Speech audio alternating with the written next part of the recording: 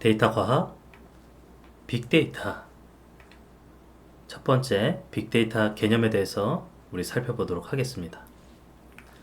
자, 빅데이터가 등장하게 된 배경을 좀 살펴볼 텐데요. 빅데이터는요, 우리 기존의 그 ICT 기술이 발전되고, 그리고 인프라의 고도화를 통해서 빅데이터라는 어떤 개념이 등장하게 되었습니다. 인터넷과 SNS, 그리고 우리 스마트폰, 그리고 사물 인터넷 확산에 따라서 데이터가 폭증이 되는 시기가 이때 배경이 되었죠. 그 축적된 데이터, 그리고 외부 데이터 활용을 통한 분석 수요 증가, 이것도 이제 어떤 중요한 어떤 배경이 됐습니다. 자, 그리고 데이터가 자원이 된다. 우리 데이터를 원유와 같이 비유하는데, 데이터가 자원이 되는 4차 산업혁명의 시대로의 패러다임이 전환이 되고, 그래서 그 전환에 따라서 우리가 새로운 등장, 빅데이터가 등장하게 된 겁니다. 기존의 데이터 저장, 관리, 분석 기법의 한계가 또 빅데이터 등장을 나타나게 된 배경이 되죠. 그리고 하드웨어 기술이 발전해서요, 데이터를 저장하거나 처리하는 비용이 하락을 했습니다. 자, 빅데이터 시대에 우리가 다양한 어떤 정의들을 이야기하고 있는데요. 첫 번째로는 이코노미스트에서 데이터는 자본이나 노동력과 거의 동등한 레벨의 경제적 투입 자본으로 비즈니스의 새로운 원자재 역할을 수행할 수 있다. 자, 이렇게 얘기합니다.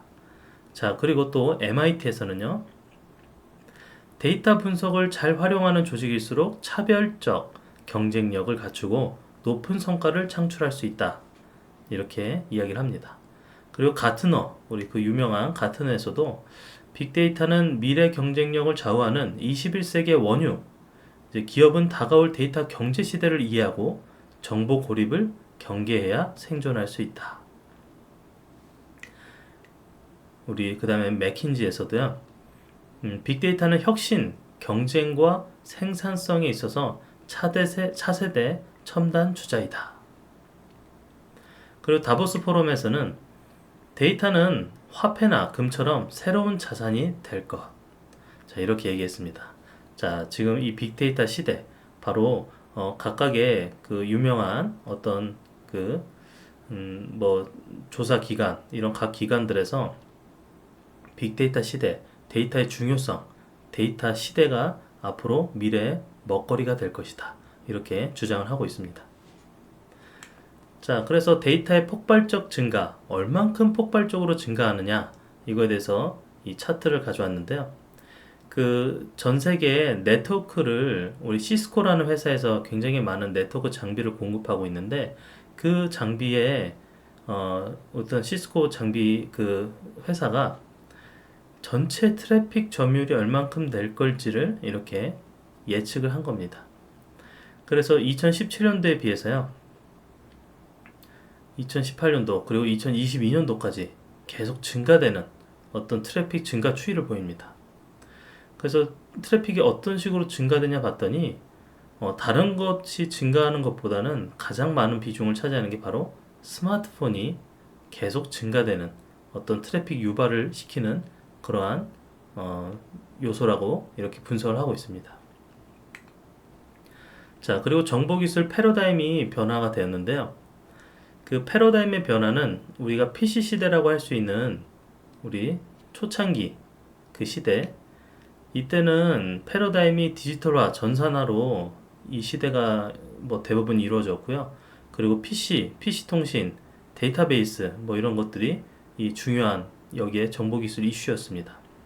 그리고 이제 PC와 OS 같은 것이 핵심 분야, 서비스로 이렇게 뭐 활성화되어 있었고요. 그 다음에 대표 기업이 이때는 MS, 마이크로소프트죠. 그리고 이제 IBM, 이런 것들이 이제 대표 기업이 됩니다.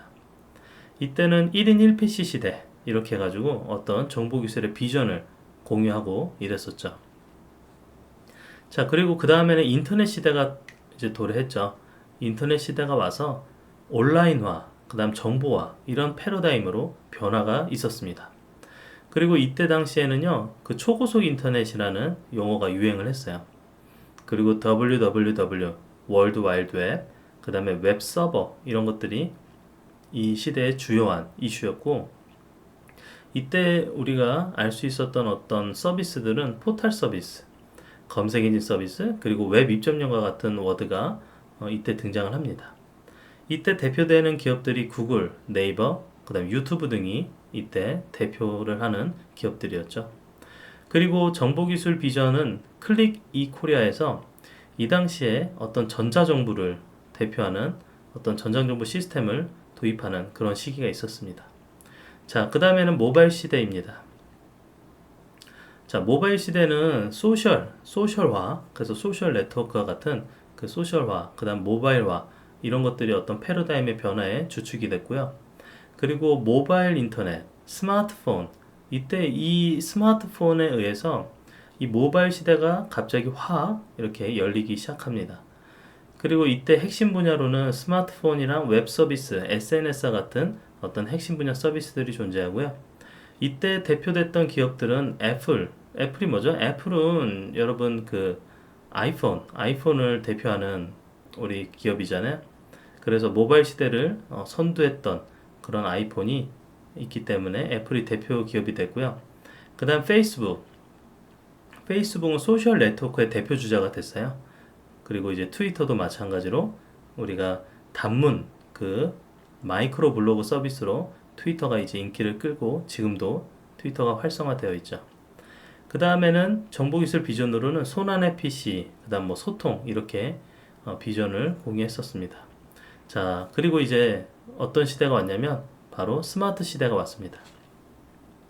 스마트 시대는 지능화, 개인화, 그리고 사물 정보화 이렇게 패러다임의 변화가 됐는데요. 지금은 더 나아가서 초지능화, 초개인화 이런 식으로 이제 워딩을 합니다. 그리고 이제 정보기술 이슈로는 빅데이터가 있고요. 그 다음 차세대 PC, 사물 인터넷과 같은 어떤 이슈가 있고, 핵심 분야로는 뭐 미래 전망, 그리고 상황 인식, 그리고 개인화 서비스 등이 이때 핵심 서비스로 등장을 합니다. 이 스마트 시대는 아직까지도 뭐 우리 대표되는 어떤 기업들이 많이 등장을 했지만 이렇게 너무 많아서 물음표로 우리가 뒀고요. 그리고 IT everywhere, 언제 어디서나 우리가 뭐 유비쿼터스 이런 개념, 이거는 이제 뭐 전에 나왔던 개념이긴 한데 계속 어떤 빅데이터 시스템과 스마트 시대에서 이 데이터의 중요성, 그리고 신가치 창출 뭐 이런 것들이 계속 비전으로 공유가 되었습니다. 자, 그리고 이제 데이터 처리의 변화입니다. 데이터 처리를 이제 정보화 시대와 스마트 시대 이렇게 두 가지 형태로 좀 나눌 수 있는데요.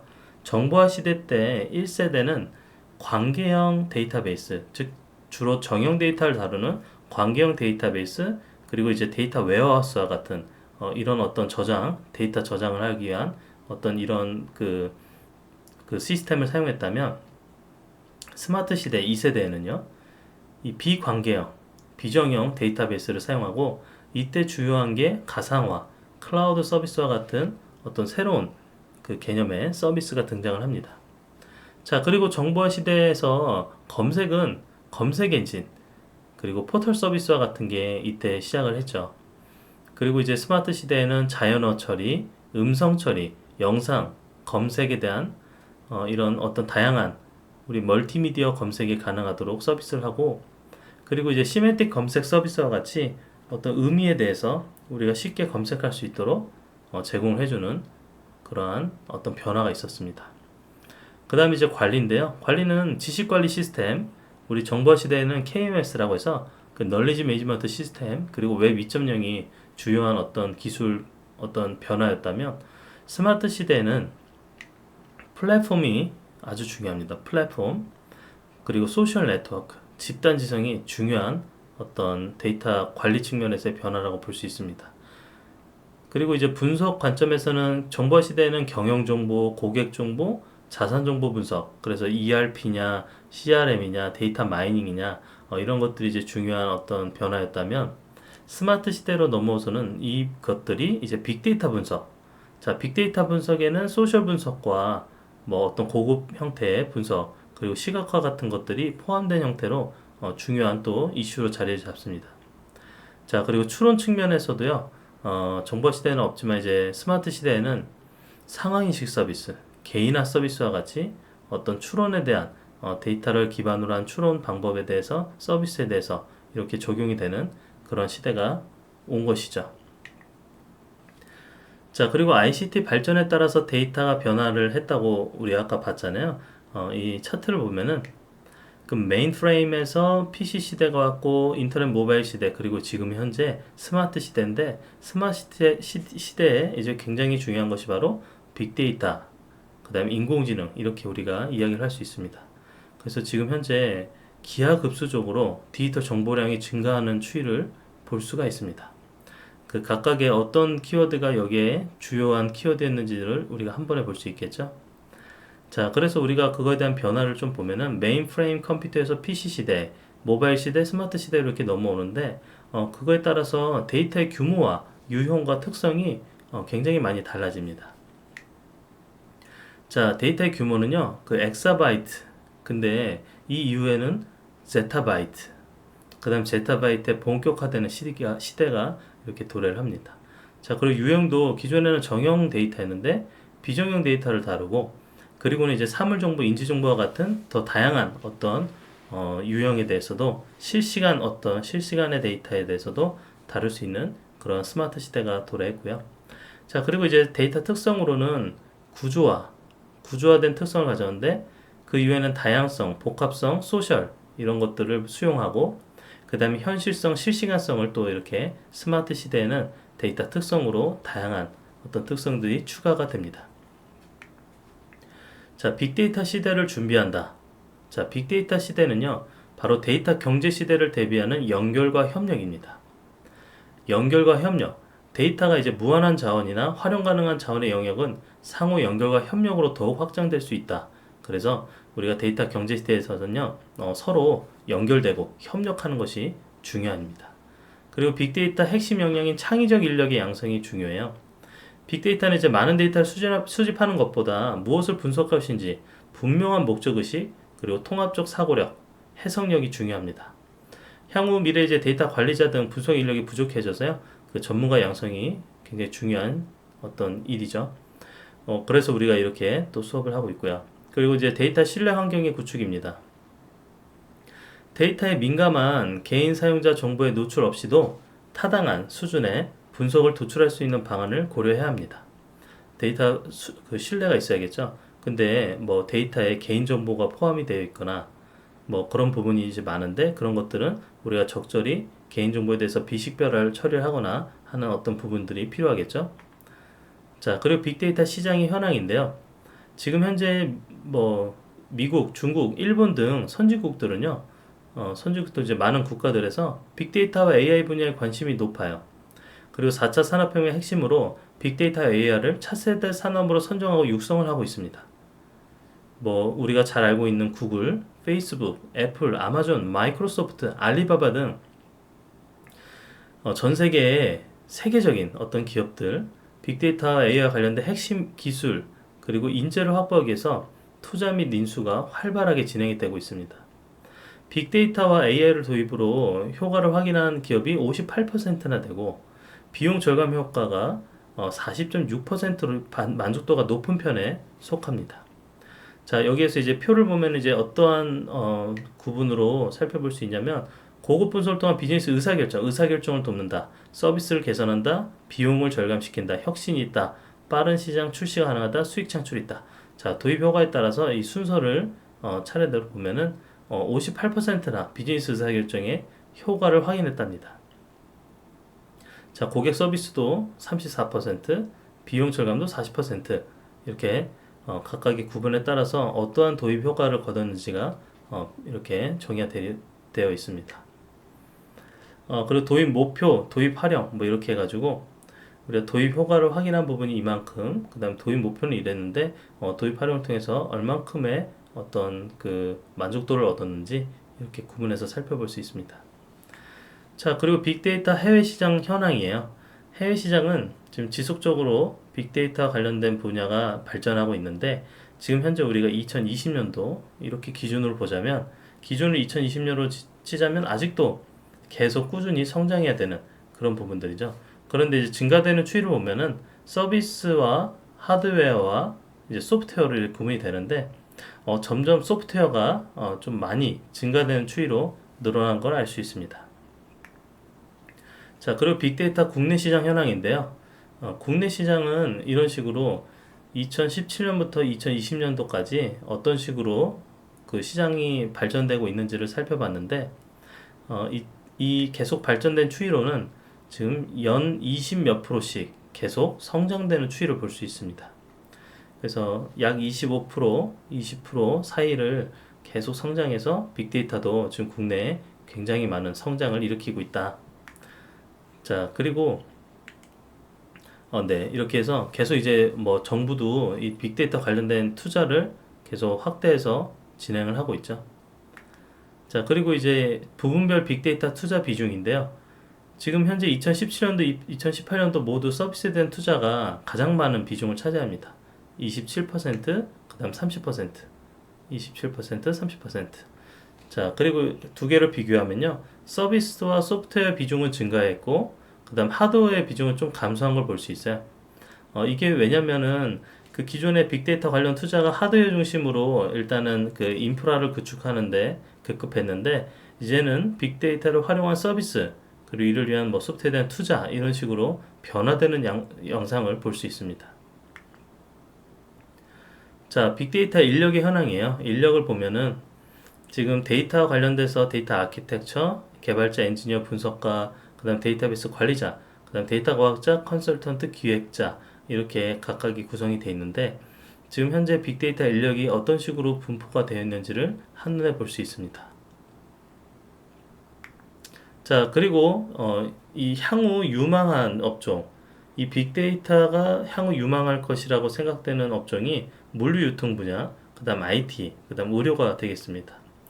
지금 뭐 다른 분야에서도 굉장히 빅데이터에 대한 활용, 그 다음 머신러닝, 딥러닝을 활용하는 어떤 그런 다양한 사례가 존재하는데, 이렇게 빅데이터에 대해서는요, 물류유통, IT, 의료가 이렇게 순서대로 그 유망하다고 평가가 나왔습니다. 자, 그리고 활용 적합 업무가 있는데, 빅데이터를 어디에다가 이렇게 활용하면 좋을까? 자, 이렇게 사전조사를 했더니 설문조사 결과 트렌드 예측이 중요하다. 활용하기 적합하다. 그리고 위험 요소 예측도 적합하다. 그리고 고객 관리 및 모니터링도 적합하다. 이런 식으로 나와 있습니다. 자, 그리고 빅데이터 활용을 하는 다양한 어떤 분야가 존재합니다. 빅데이터를 통해서 뭐 공공 분야, 과학 분야, 의료 분야, 도소매, 제조, 정보통신 분야에서 이 빅데이터를 충분히 활용할 수 있고요. 공공 분야에서는 국가적 차원에서 방대한 양의 데이터를요, 뭐 수자원 관리, 스마트 그리드, 재난 방제 영역 등을 포괄적으로 포함해서 보유하고 있습니다. 그리고 일부 공유하고 있고요. 자, 그 다음에 과학 분야에서는 산발적으로 흩어진 과학 데이터를 이제 국가 차원에서 수집하고 가공하고 유통, 재활용할 수 있는 기반을 마련을 합니다. 자, 그리고 의료 분야에서는 그 의료 기록의 전자화, 그리고 병원 간 연구 데이터 공유로 빅데이터 도입과 활용이 확대되고 있습니다. 요새 또 이제 정밀 의료를 해서 그 의료를 정밀하게 초개인화로 개인 맞춤형으로 이렇게 의료 서비스를 하는 이런 연구들이 계속 진행이 되고 있죠. 자, 그 다음에 도소매 분야입니다. 이미 데이터를 활용 중이며 빅데이터 분석으로 수요 예측 및 선제적 경영 지원에 초점을 두는 그런 도소매 분야가 있고요. 그리고 이제 제조 분야도 제조 분야는 보유 데이터 양이 굉장히 많습니다. 제조를 위해서 제조 공정에서는 수많은 데이터들이 쌓인다 생각하시면 돼요. 여기에 불량품 개선 비용, 그리고 적용 효과를 계량화하여 빅데이터의 유용성을 확인할 수 있도록 하는 어떤 분야입니다. 그리고 이제 정보통신 분야가 있는데, 정보통신 분야는 이동통신의 발전, 개인 단말기의 증가로 생산된 디지털 공간의 개인 데이터가 목표 마케팅, 개인화 서비스 등으로 확대되는 그런 거를 알 수 있습니다. 자, 그래서 빅데이터와 AI에 관련된 이런 수많은 업체들이 있습니다. 이건 다 스타트업들, 그리고 대표되는 기업들, 이렇게 다 묶여 있는데요. 이렇게 많은 회사들이 지금 빅데이터와 AI를 통해서 뭔가 하려고 한다. 이렇게 보시면 좋겠어요. 자, 그래서 이어서 빅데이터의 정의입니다. 자, 빅데이터의 정의는 위키피디아에서 먼저 기존 데이터베이스 관리 도구의 능력을 넘어서는 대량의 대량의 정형 또는 심지어 데이터베이스 형태가 아닌 비정형의 데이터 집합조차 포함한 데이터로부터 가치를 추출하고 결과를 분석하는 기술, 이게 바로 빅데이터의 정의입니다. 자, 그리고 국가전략위원회에서는요, 대용량 데이터를 활용 분석하여 가치 있는 정보를 추출하고 생성된 지식을 바탕으로 능동적으로 대응하거나 변화를 예측하기 위한 정보화 기술, 국가전략위원회에서는 이런 식으로 빅데이터 정의를 내렸습니다. 자, 그리고는 삼성경제연구소에서는 빅데이터란 기존의 관리 및 분석 체계로는 감당할 수 없을 정도의 거대한 데이터의 집합, 그래서 그 거대한 집합으로 대규모 데이터와 관련된 기술 및 도구가 모두 포함되는 개념이다. 자, 도구, 우리가 수집, 저장, 검색, 공유, 분석, 시각화 등이 도구에 해당이 되겠죠. 자, 그 다음에는 조직의 내부에 존재하는 다양한 형태의 데이터를 수집, 처리, 저장하는 것입니다. 조직, 우리가 같은 조직에 있지만 같은 조직 내에서도 어떤 다양한 어떤 데이터가 있습니다. 그런데 그거를 외부에 있는 데이터도 내부와 외부에 있는 존재하는 다양한 데이터를 수집, 처리하는 이런 식으로 모두 포함하는 형태로 정의를 내리고 있습니다. 자, 그리고 목적에 맞게 분석한다. 그리고 해당 분야의 필요 지식을 추출한다. 이를 조직의 전략적 의사결정에 활용한다. 그리고 비즈니스 모델 또는 서비스 모델의 개발 및 개선, 수행에 이용하는 제반 행위를 빅데이터의 정의라고 볼 수 있습니다. 자, 다양한 어떤 정의를 밟고요. 그 다음에 이제 빅데이터의 주요 요소가 있는데, 이 빅데이터의 주요 요소는 총 4가지로 구분할 수 있습니다. 먼저 인재와 조직, 그 다음 데이터, 그리고 데이터 수집, 처리, 저장 기술, 그리고 데이터 분석 및 지식 추출 기술, 이렇게 나눌 수 있는데, 먼저 인재와 조직은 데이터 과학자 등 빅데이터에서 의미 있는 정보를 도출해서 이를 전략적으로 활용할 수 있는 인재, 조직이 필요합니다. 자, 그리고 이제 데이터는요, 비정형 데이터와 정형 데이터로 좀 구분해서, 비정형 데이터는 여러분 알다시피 텍스트, 동영상, 음성, 센서, GPS, SNS 등이 있고, 정형은 우리가 뭐 익숙하게 알고 있는 어떤 고객 데이터 관리, 거래 데이터 관리가 이 부분에 해당이 됩니다. 그리고 이제 데이터 수집, 처리, 저장 기술이 있는데, 그 대량의 데이터를 효율적으로 수집하고 처리해서 분석 가능한 형태로 전환시키는 기술을 또 우리가 수집, 처리, 저장 기술을 합니다. 그 빅데이터에는 이제 또 이 데이터의 양이 굉장히 크기 때문에 그 큰 데이터에 대해서 어떤 식으로 처리를 할 것인가가 굉장히 중요한 기술적 요소입니다. 자, 그리고 데이터 분석 및 지식 추출 기술이 있는데, 데이터를 분석해서 어떠한 정보, 가치 있는 정보를 혹은 지식을 도출해낸다. 이 데이터로부터 지식을 도출해내는 건 굉장히 중요한 일이죠, 아직도. 자, 빅데이터 분석의 기술적 특성이 있습니다. 자, 빠른 의사결정이 상대적으로 덜 요구된다. 그 대용량 데이터 기반으로 한 분석은요, 장기적으로 전략적이고 계속된 접근이 필요합니다. 그러나 그 기존의 데이터는요, 문제에 대한 직접적인 데이터에 의해 즉각적인 처리 속도가 특징이에요. 즉 이제 즉각적으로 좀 이루어지는 부분이 있는데, 그래서 기존의 데이터에 따른 빠른 의사결정과는 달리 좀 빅데이터는 상대적으로 좀 의사결정이 느리다고 볼 수 있습니다. 빠른 의사결정이 상대적으로 덜 요구되는 어떤 기술적 특징이 있어요. 왜냐하면 데이터가 많으니까 거기에 대해서 어느 정도 생각을 하고 있는 거죠. 자, 그리고 프로세싱의 복잡도입니다. 복잡도, 다양한 데이터, 복잡한 로직 처리, 그리고 대용량 데이터 처리 등 그 프로세싱 복잡도가 매우 높아요. 그래서 이를 해결하기 위해서 뭐 분산 처리 기술이 또 중요한 어떤 필요 기술입니다. 자, 그리고 처리할 데이터 양이 많다. 뭐 기존의 DBMS의 저장 관리 분석 할 수 있는 어떤 범위를 초과하는 규모의 데이터, 그리고 기존 방법과 처리해야 될 데이터의 양이 방대하다. 그럴 때는 우리가 이 빅데이터 특징이라고 볼 수 있습니다. 자, 그리고 비정형 데이터의 비중이 높다. 이걸 들 수 있는데요. 그 비정형 데이터의 비중은 우리 빅데이터, 우리 다른 어떤 기존 어떤 데이터와 달리 빅데이터는 비정형의 데이터를 많이 포함하는데, 그 데이터들은 아까 살펴봤던 것처럼 로그 데이터, 그 다음 구매 기록 등 그 어떤 정형 데이터도 있겠지만, 그 소셜 미디어, 위치, 센서, 콜센터 로그, 통신, CDR 로그 등 뭐 이런 것들이 이제 비정형 데이터에 해당이 됩니다. 그래서 비정형 데이터에 대해서 한번 실험을 돌려보고, 그리고 이제 이러한 비정형 데이터의 파일의 비중이 높아서 프로세싱의 복잡도를 증가시키는 그런 요인이 되기도 하죠. 그 다음에 처리 분석 유연성이 높다라는 점입니다. 우리 그 정의된 데이터 모델이 있거나 상관관계, 절차 등이 기존 데이터 처리 방법보다 처리 분석 유연성이 높다. 그리고 새롭고 다양한 처리 방법을 수용을 위해 유연성을 기본적으로 보장을 합니다.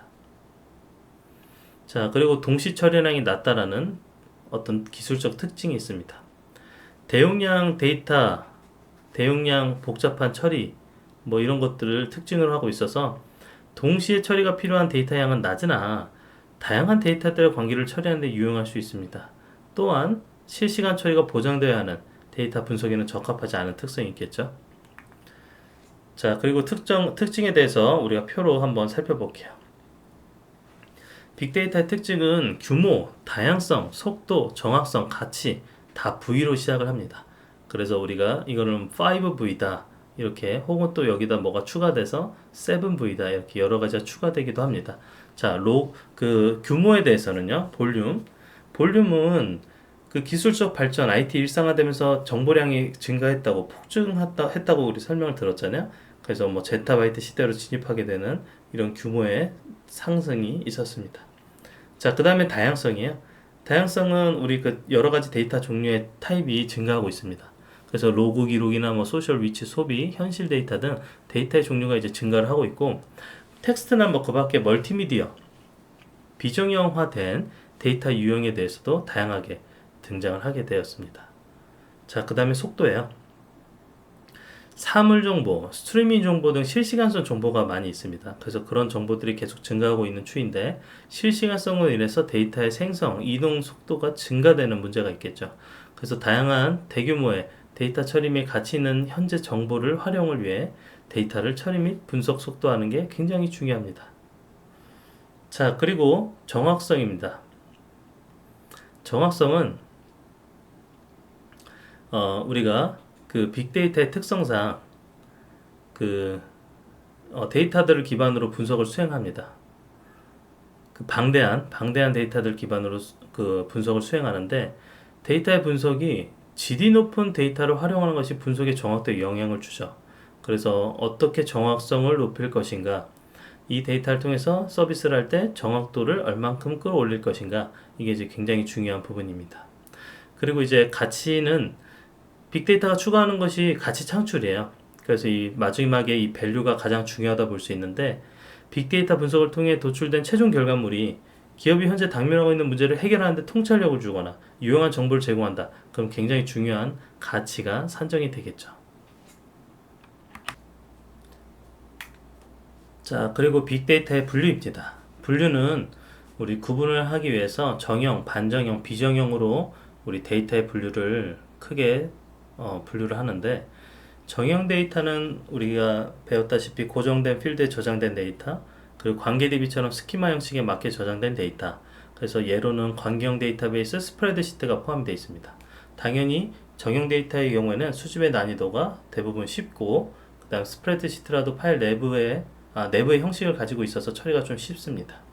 자, 그리고 반정형 데이터는 그 semi-structured, 고정된 필드에 저장되어 있지 않아요. 그러나 메타데이터나 스키마 등을 포함하는 형태의 데이터입니다. 그래서 관계형 데이터베이스나 다른 형태의 데이터 테이블과 연결된 정형 구조의 데이터 모델을 준수하지 않는 그런 정형 데이터의 한 형태라고 볼 수 있는데, 여기에는 이제 XML, HTML, 텍스트와 같은 게 반정형에 해당이 됩니다. 자, 이때는 반정형은 API 형태로도 제공을 하기 때문에 데이터 처리 기술이 요구되는 부분이 있습니다. 자, 그리고 비정형 데이터는요, 그 주로 관계형 모델에 잘 맞지 않은 그런 데이터 구조가 일정하지 않은 그런 데이터들을 의미를 합니다. 그래서 고정된 필드에 저장되어 있지 않은 데이터, 예를 들어 텍스트 분석이 가능한 텍스트 문서나 이미지, 동영상, 음성, 이런 것들이 다 비정형 데이터에 포함이 됩니다. 파일을 데이터 형태로 파싱해야 되는 어떤 어려움 하기 때문에 이제 데이터 처리 자체가 좀 어렵다라는 문제가 있습니다. 자, 정형 데이터와 비정형 데이터의 유형의 변화가 있는데요. 계속 우리가 그 시간이 지남에 따라서 비정형의 양이 계속 늘어나는 걸 볼 수 있습니다. 지금 비정형의 양이 굉장히 증가 추이를 보이고 있죠. 그만큼 비정형의 데이터가 더 유용하고 또 이렇게 많이 활성화되고 있는 걸 알 수 있습니다. 자, 그리고 수집 데이터 위치에 따라서 유형을 우리가 구분하는데 이것도 이제 복습 차원에서 내부와 외부로 구분을 한다. 그리고 수집 내용은 수집하는 원천 데이터의 저장소가 내부에 있을 땐 내부 데이터, 그리고 물론 상호작용 협약을 통해서 상호협의를 통해서 의사소통이 가능하고요. 그리고 이제 인터페이스할 데이터의 수집 주기, 데이터의 이제 방법, 데이터 제공자와의 협약을 통해 제공받을 수 있고요. 소스 데이터 담당자의 의사소통이 원활하기 때문에 수집 난이도는 외부 데이터에 비해서 굉장히 쉬운 편이죠. 근데 이제 외부 데이터가 문제인데, 외부 데이터는 수집하는 원천 데이터의 저장소가 외부 시스템에 있는 데이터예요. 그래서 데이터 제공자와 협약된 게 아니면 상호 의사소통이 불가능합니다. 어디 서비스가 끝나면 그 서비스를 통해서 만든 서비스도 끝나는 겁니다. 자, 그래서 인터페이스 방법은 수집할 항목을 분석해 수집 시스템을 설계하는 이런 부분이 있고요. 자, 그리고 외부 소스의 경우 해당 소스의 데이터 담당자와 의사소통이 어려워서 상대적으로 좀 수집 난이도가 높게 측정이 됩니다. 자, 그래서 우리가 전통적인 데이터 그리고 빅데이터 이 두 가지를 좀 상세하게 분석을 해보면, 전통적인 데이터는 전통적 정보 서비스에 이제 또 데이터 원천이 들어가 있고, 그리고 데이터 원천 빅데이터는 일상화된 정보 서비스를 사용합니다.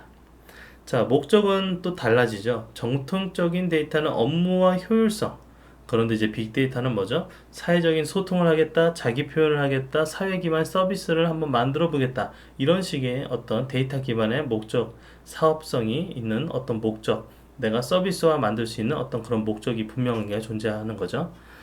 자, 그리고 이제 데이터 유형인데, 데이터 유형은 전통적 데이터는 정형 데이터, 그리고 조직 내부 데이터, 그리고 주로 비공개 데이터가 많았습니다. 그러나 빅데이터는 비정형 데이터, 비디오든 이미지든 오디오든 소셜 네트워크 등 사용자의 데이터, 센서 데이터, 응용 프로그램 데이터 등이 다 비정형에 포함이 되는데, 그게 바로 빅데이터의 데이터 유형의 핵심 차이점이죠. 그리고 조직이 외부 데이터와 일부 공개 데이터를 또 활용할 수도 있고요. 그리고 데이터 특징적인 측면에서는 데이터 증가량 관리 기능이 있습니다. 그래서 신뢰성 높은 핵심 데이터, 그리고 기하급수로 양적 증가하는 데이터 특징을 가진 빅데이터는요, 보통 빅데이터에는 그 빅가비지라고도 이제 얘기를 하는데, 가비지가 많아요. 쓰레기 데이터의 비중이 높습니다. 그리고 이제 문맥 정보 등 다양한 데이터를 특징으로 활용할 수 있고요. 그리고 이제 데이터 보유인데, 정보, 기업 등 이제 대부분의 조직이 정통적 데이터에 따라서 데이터를 보관하는 형태로 알고 있습니다. 자, 그런데 빅데이터는요, 데이터 보유가요, 인터넷 서비스 기업, 구글, 아마존, 포털, 네이버 다음, 이동통신회사, SKT, KT, F, 그 다음에 디바이스 생산회사, 애플, 삼성전자, 이렇게 각각이 데이터를 보유하고 있는 게 달라지는 여러 개로 분산되어 저장이 되어 있죠. 자, 그 다음에 데이터 플랫폼입니다. 데이터 플랫폼은 정형 데이터를 생산, 저장, 분석, 처리할 수 있는 전통적 플랫폼이에요. 그래서 우리 그 분산 DBMS와 다중처리기, 중앙 집중처리 이런 것들이 우리 전통적 데이터에 해당하는 데이터 플랫폼이라 볼 수 있겠죠. 자, 근데 이제 빅데이터는 어떻게 했냐면, 비정형 그 대량 데이터를 생산, 저장, 분석, 처리할 수 있는 새로운 플랫폼을 또 이 빅데이터에서 필요로 하고 있습니다. 그래서 대용량 비정형 데이터 분산 병렬 처리가 또 그 예로 들 수가 있는 거죠. 자, 그 다음 빅데이터 처리 특징인데요. 자, 처리 특징으로 보자면, 빅데이터는 의사결정 속도가 상대적으로 덜 요구돼서 그런지 장기적이고 전략적 접근을 필요로 하는 경우가 많습니다. 빠른 의사결정이 덜 요구된다. 왜냐면 빅데이터니까. 자, 그리고 처리 복잡도인데, 그 처리를 할 때 얼마나 복잡하냐, 다양한 데이터 소스, 그 다음 복합한 로직 처리, 대용량 데이터 처리를 통해 복잡도가 높아서 분산 처리 기술이 필요할 수도 있습니다. 자, 그리고 이제 데이터 규모예요. 데이터 규모는 처리할 데이터의 규모가 방대한 겁니다. 예를 들어서 고객 정보 수집, 분석을 장기간에 걸쳐 수행하는데 데이터 양이 방대한 것처럼 똑같은 의미가 되겠습니다. 자, 그 다음에 데이터 구조에서는 비정형 데이터의 비중이 높은 어떤 특성이 있습니다. 그래서 즉 소셜미디어 데이터, 로그 파일, 스트림 데이터, 콜센터, 그 다음 로그 등 비정형 데이터의 파일이 비중이 높은 걸 알 수 있어요. 자, 그리고 분석 유연성입니다. 분석 유연성에서는 처리 분석 유연성이 높다. 자, 특징으로 빅데이터는요, 왜냐하면 잘 정의된 데이터 모델, 상관관계, 절차 등이 없어서 기존 데이터 처리 방법에 비해서 처리 및 분석 유연성이 높을 수밖에 없겠죠. 자, 그리고 이제 그 다음으로는 처리량입니다. 동시 처리량은 낮아요. 그런데 이제 대용량 및 복잡한 처리가 가능하여 동시에 처리할 수 있는 데이터의 양이 적어서 실시간 처리가 보장되어야 하는 그런 데이터 분석에도 부적합하다고 볼 수 있겠습니다. 자, 빅데이터 처리 과정인데요. 처리 과정은 크게 생성, 수집, 저장, 처리, 분석, 표현 이렇게 각 단계를 거칩니다. 자, 다시 생성, 수집, 저장, 처리, 분석, 표현입니다. 생성은요, 생성할 때는 생성할 때 내부, 외부 이렇게 구분해서 이 생성 과정에 이 처리하는 부분이 있고요. 그리고 이제 내부에서는 데이터베이스냐, 파일 관리 시스템이냐, 그 다음 외부에서는 인터넷으로 연결된 파일이냐, 멀티미디어냐, 스트림 파일이냐. 자, 이렇게 구분을 하고요. 그 다음에 수집입니다. 자, 수집에서는 크롤링, 우리 보통 크롤링 말고 이제 스크래핑, 이런 용어들이 있는데, 그 크롤링은 정보 검색 엔진에 그 로봇을 사용한 데이터 수집을 하는, 계속 봇이 돌면서 웹사이트에 추가되거나 변경된 사항들, 그런 것들을 계속 수집을 하죠. 자, 그 다음에 ETL이라는 수집 방법이 있습니다.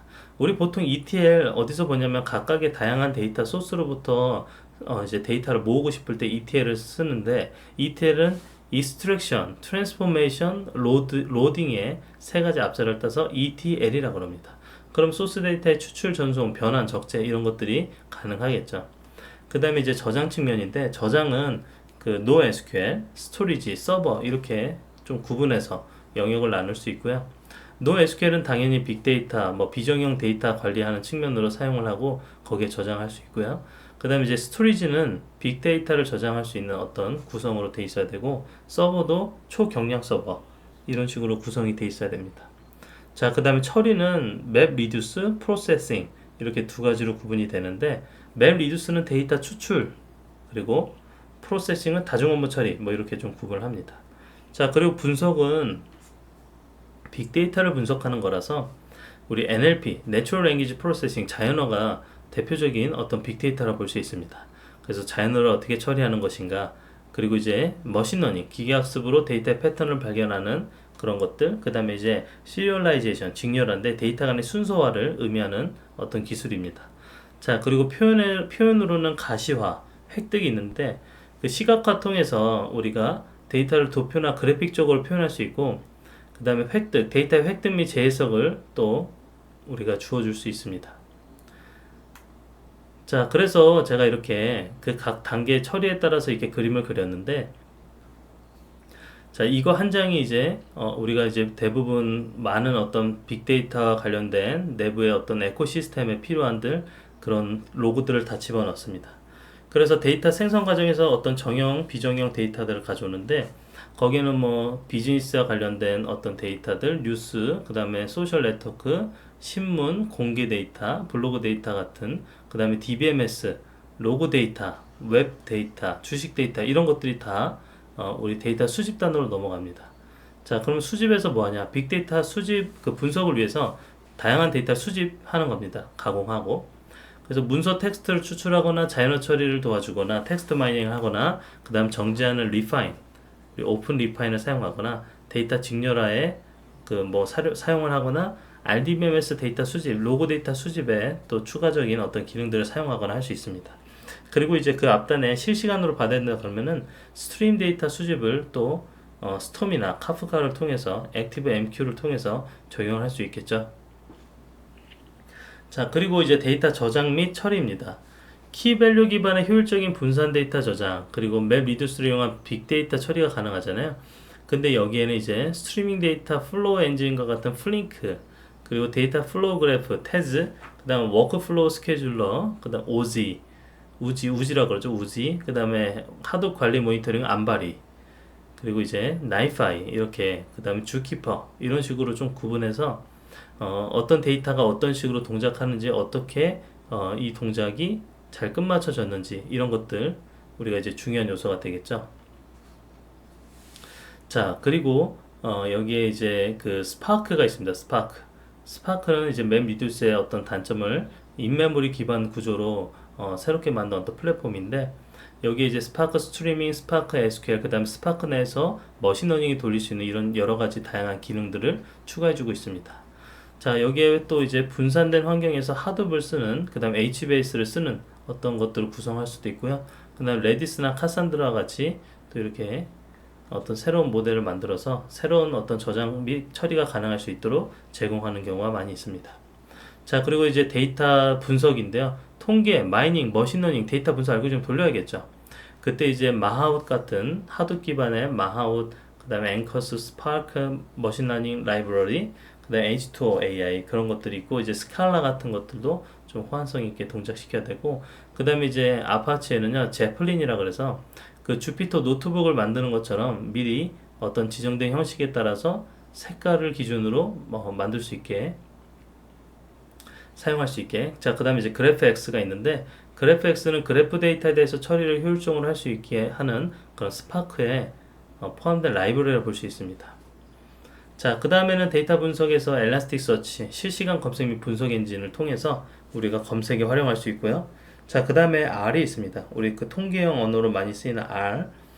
그리고 여기 보면 뭐 피그부터 시작해서 키린, 하이브, 타조, 플래스토, 피닉스, 아파치 드릴 이렇게 하드 위에서 SQL을 지원하는 형태로 SQL과 같이 어떤 질의가 가능한 형태로 제공되는 게 그렇게 우리 또 중요한 어떤 요소 중에 하나죠.